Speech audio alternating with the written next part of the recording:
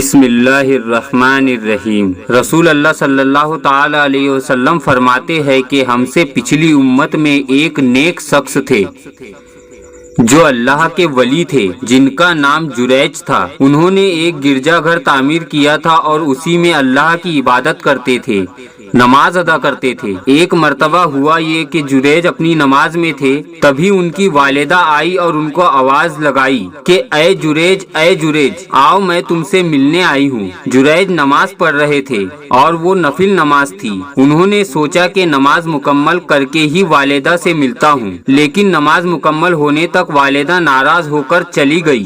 پھر دوسری بار بھی یہی ہوا۔ اس بار بھی والدہ نے آواز دی، اے جریج، اے جریج، میں ملنا چاہتی ہوں تم سے۔ تیسری مرتبہ بھی یہی ہوا۔ والدہ پھر آئی اور جریج کو آواز دی۔ جریج اس وقت بھی اللہ کی عبادت میں تھے اور ماں ناراض ہو گئی۔ پھر کہا کہ اے جریج، تو طوائفوں کا منہ دیکھے، ایسی بد دعا دے کر وہاں سے چلی گئی۔ آگے آپ صلی اللہ تعالی علیہ وسلم فرماتے ہیں، جریج کی جو مقبولیت تھی، ان کی جو عبادت تھی، اس سے لوگ جلتے تھے اور لوگ ویسے ہی جریج پر الزام لگانا چاہتے تھے۔ پھر لہٰذا قوم کے شر پسند لوگوں نے ایک منصوبہ بنایا۔ انہوں نے ایک بری عورت کو تیار کیا جو لوگوں کے ساتھ منہ کالا کرتی تھی۔ اس عورت نے یہ کام کیا کہ جریج کے گرجا گھر کے باہر ایک چرواہا تھا، اس سے منہ کالا کرتی رہی، جس سے اسے حمل ٹھہر گیا اور اس سے ایک اولاد ہوئی جو زنا کی تھی۔ جب اسے اولاد ہوئی تو لوگوں سے کہا کہ یہ جریج کا بچہ ہے۔ جب اس بات کا بستی میں پتہ چلا تو لوگوں نے آ کر جریج کو بے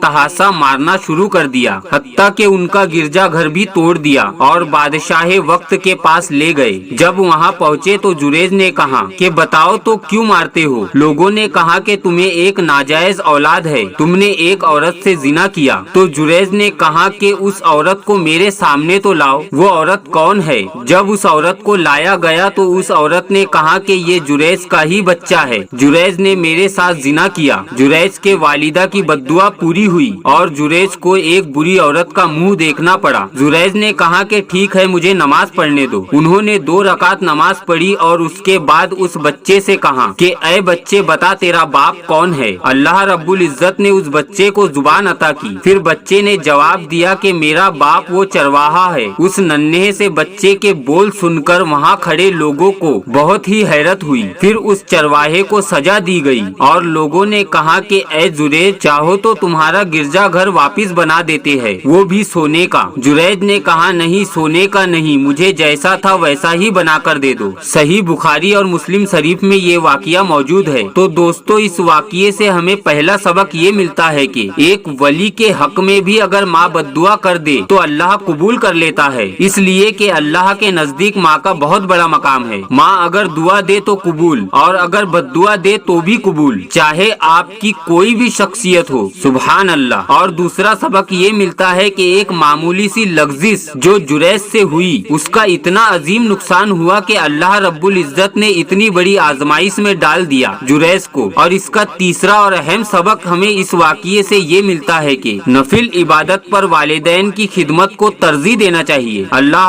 ہم سب کو اپنے والدین کا فرما بردار بنائے، آمین یا رب العالمین۔